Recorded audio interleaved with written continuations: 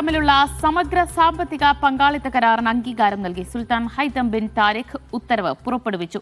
ഇക്കഴിഞ്ഞ ഡിസംബറിൽ ഇന്ത്യൻ പ്രധാനമന്ത്രി നരേന്ദ്രമോദി ഒമാൻ സന്ദർശിച്ച വേളയിലാണ് കരാർ ഒപ്പുവെച്ചത്. ഇരു രാജ്യങ്ങളും തമ്മിലുള്ള സാമ്പത്തിക സഹകരണം, വ്യാപാര നിക്ഷേപ സാധ്യതകൾ, തന്ത്രപരമായ ബന്ധം എന്നിവ കൂടുതൽ ശക്തമാക്കുകയാണ് കരാറുകളിലൂടെ ലക്ഷ്യമിടുന്നത്. ഇന്ത്യൻ പ്രധാനമന്ത്രി നരേന്ദ്രമോദിയുടെ ഒമാൻ സന്ദർശന വേളയിൽ അന്തിമമാക്കിയ വ്യാപാര ഉടമ്പടിക്കാണ് ഇതോടെ ഔദ്യോഗിക അംഗീകാരമായത്. ഇരു രാജ്യങ്ങളും തമ്മിലുള്ള വ്യാപാര ബന്ധം കൂടുതൽ ശക്തമാക്കാൻ സഹായിക്കുന്നതാണ് സമഗ്ര സാമ്പത്തിക പങ്കാളിത്ത കരാർ. കരാർ നിലവിൽ വന്നതോടെ ഇന്ത്യയിലെ 98% ഉൽപ്പന്നങ്ങളും നികുതിയില്ലാതെ ഒമാനിലേക്ക് കയറ്റുമതി ചെയ്യാനാകും. ഇരു രാജ്യങ്ങളും തമ്മിലുള്ള വ്യാപാരം ഇരട്ടിയാക്കാനും സാധിക്കും.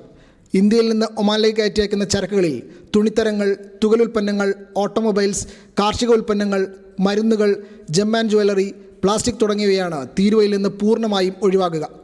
ഉൽപ്പാദനം, സേവനങ്ങൾ, ലോജിസ്റ്റിക്സ്, സാങ്കേതികവിദ്യ എന്നിവ ഉൾപ്പെടെയുള്ള പ്രധാന മേഖലകളിൽ വിപണി പ്രവേശനം വർദ്ധിപ്പിക്കുന്നതിനും വ്യാപാര തടസ്സങ്ങൾ കുറയ്ക്കുന്നതിനും പുതിയ അവസരങ്ങൾ സൃഷ്ടിക്കുന്നതിനും കരാർ സഹായിക്കും.